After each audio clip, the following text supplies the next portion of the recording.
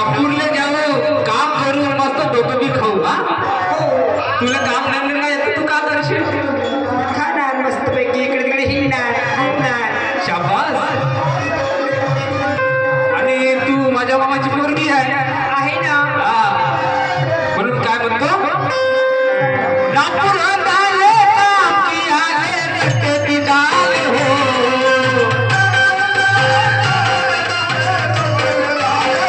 नागपूर आले काम की आले रस्ते दिदार हो